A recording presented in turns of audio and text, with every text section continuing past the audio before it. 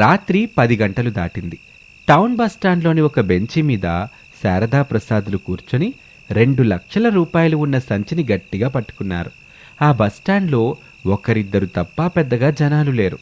వాళ్లకి కొంచెం దూరంలో దుప్పటి కప్పుకొని పడుకున్న ఒక దొంగ ఆ సంచిని వాళ్ళని పదే పదిగా చూస్తున్నాడు. యావండి, ఇప్పటికైనా నేను చెప్పినట్టుగా మన కొడుకాళ్ళింటికి వెళ్దాం పదండి. నేనెక్కడికి రాను శారదా, నేనిక్కడే ఉంటాను. ఆ దొంగను చూసారా? మన సంచి వైపు మన వైపు గొడ్ల గోపకాలతో ఎట్ట చూస్తున్నాడో. అలా శారద చెప్పగానే ప్రసాద్ ఆ దొంగని కోపంగా చూశాడు. ఆ దొంగ వెంటనే నిండుగా దుప్పటి కప్పుకున్నాడు. చూశావా శారదా, నువ్వు చెప్పిన ఆ గుడ్లగోబోడు నా కంటి చూపుకే భయపడ్డాడు. నాకెందుకో రాత్రంతా ఇక్కడ ఉండడం అంత మంచిది కాదనిపిస్తుందండి. నేనున్నానుగా శారదా, నువ్వేమీ భయపడబాకు.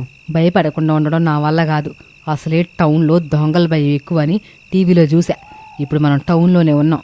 ఎక్కడి నుంచి ఏ దొంగ వచ్చి దాడి చేస్తాడేమోనని వణుకొస్తుంది. నన్ను నిదానంగా ఉండనివ్వట్లేదండి.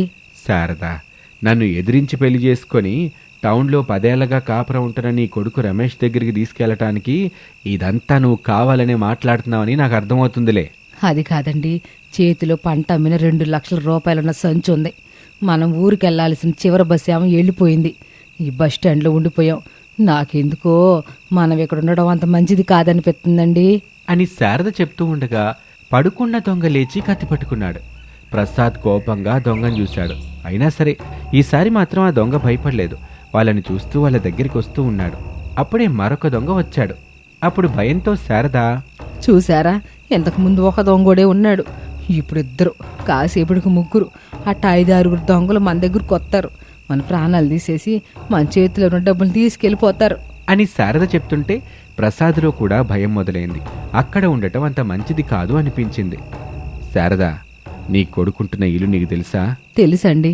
పదైతే ఇంకిక్కడ ఉండటం నిజంగానే అంత మంచిది కాదు అని 2 దొంగలు వాళ్ళ దగ్గరికి వస్తూ ఉండగా శారదా ప్రసాదులు అక్కడి నుంచి పరిగెత్తటం మొదలుపెట్టారు.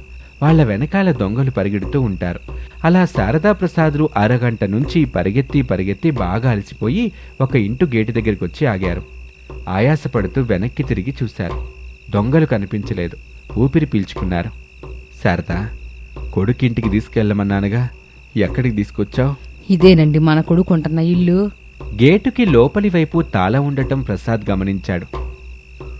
ఉండండి, కొడుక్కి ఫోన్ చేస్తా అని శారద ఫోన్ చేసింది. బెడ్రూమ్లో భార్యా పిల్లలతో సంతోషంగా పడుకున్న రమేష్ సెల్ ఫోన్ రింగ్ అవ్వగానే లేచాడు. ఫోన్ వైపు చూశాడు.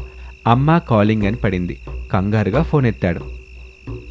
ఏమైందమ్మా, ఈ టైంలో ఫోన్ చేసావేంటి?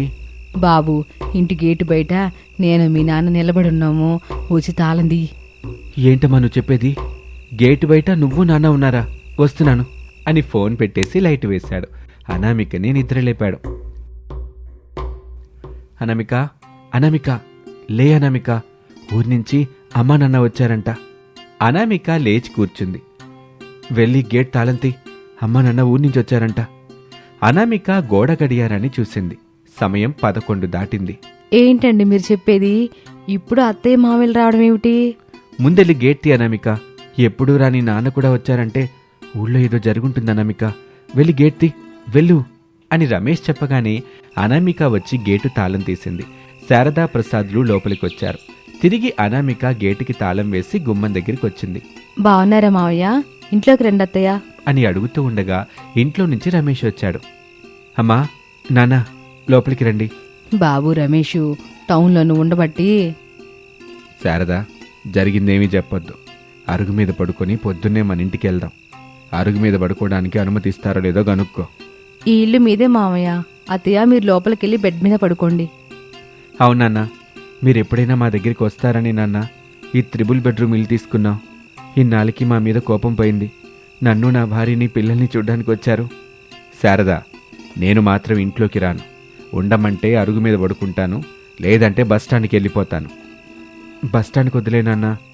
అలాగని అరుగు మీద కూడా పడుకోవద్దు. ఇంట్లో మంచాలున్నాయి, వాటిని బయటేస్తాను. ఆ మంచాల్లో పడుకోనన్నా. ప్రసాద్ మౌనంగా ఉన్నాడు. ఎల్లు బాబు, మీ నాన్న మౌనంగా ఉన్నాడంటే నువ్వు చెప్పిన దానికి ఒప్పుకున్నట్టేలే. ఎల్లు. సరే అమ్మా, ఇప్పుడే మంచాలు బయటేస్తాను. అనామిక, అమ్మ వాళ్ళు తినడానికి ఏమన్నా చెయ్యి. వెళ్ళనామిక.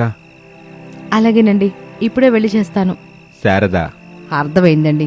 అనామిక మీ మావయ్య ఈ అర్ధరాత్రి వంటలు వద్దని చెప్తున్నాడు, వెళ్ళి పడుకో. అవును, పిల్లలు పడుకున్నారా? పడుకున్నారత్తయ్య. ఇక రమేష్ మంచాలు బయట వేశాడు. పడుకోనన్నా. ఏమీ మాట్లాడకుండా ప్రసాద్ సంచి తల దగ్గర పెట్టుకుని పడుకున్నాడు. రమేష్ అనామిక లోపలికి వెళ్లారు. శారద మరొక మంచంలో పడుకుంది. అలా సమయం గడుస్తూ ఉంటుంది. ఓ అర్ధరాత్రి ఇంటి బయట మంచంలో పడుకున్న ప్రసాద్ లేచి తనకి కొంచెం దూరంలో మరొక మంచంలో పడుకున్న శారదని పిలిచాడు. శారదా, శారదా. శారద నిద్రమబ్బుతో లేచి కూర్చుంది. ఏం కావాలండి? ఆకలిగా ఉంది శారదా, నిద్ర పట్టటంలా. తినటానికి ఏమన్నా చెయ్యొచ్చుగా? ఎంత అర్ధరాత్రి పూట వంటలు చేయడం ఎందుకు అన్నారు కదా. ఆ మంచం పక్కనే కోడలు నీళ్లు పెట్టింది, వాటిని కడుపు నిండుగా తాగి పడుకోండి. ఆవేశంతో అప్పుడట్ట అన్నాను.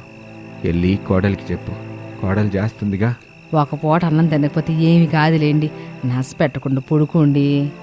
కడుపులో ఆకలుంటే కళ్ళకి నిద్రట్టా వచ్చింది శారదా. నా కడుపు కూడా ఆకలితోనే ఉంది. మరి నేను హాయిగా పడుకుంటున్నాను కదా, తమరు కూడా హాయిగా పడుకోండి అని చెప్పి శారద పడుకుంది. ప్రసాద్కి బాధేసింది. బాగా ఆకలిగానూ ఉంది. కానీ ఏమీ చేయలేని పరిస్థితి తనది. నీళ్లు తాగి పడుకున్నాడు. అయితే నిద్ర పట్టటం లేదని ఆకాశంలోకి చూస్తూ కనిపిస్తున్న చుక్కల్ని 1, 2, 3 అంటూ లెక్క పెట్టడం మొదలుపెట్టాడు. అలా గంట గడిచింది. నిద్ర పట్టట్లేదు. ఆకలికి తట్టుకోవటం ఇంక నా వల్ల కాదు. నేనే వెళ్ళి కోడలి నిద్రలేపుతాను, తినటానికి ఏమైనా చేసి పెట్టుద్ది అనుకుని లేచి కూర్చున్నాడు. అప్పుడు కోడలు అనామిక తలుపు తీసుకుని బయటకొచ్చింది. నీకు 100 ఏళ్ళు తల్లి. ఇప్పుడే నేనే నిన్ను నిద్ర లేపాలని అనుకున్నాను. నువ్వే లేచి బయటకొచ్చావు. ఆకలవుతుందా మావయ్య?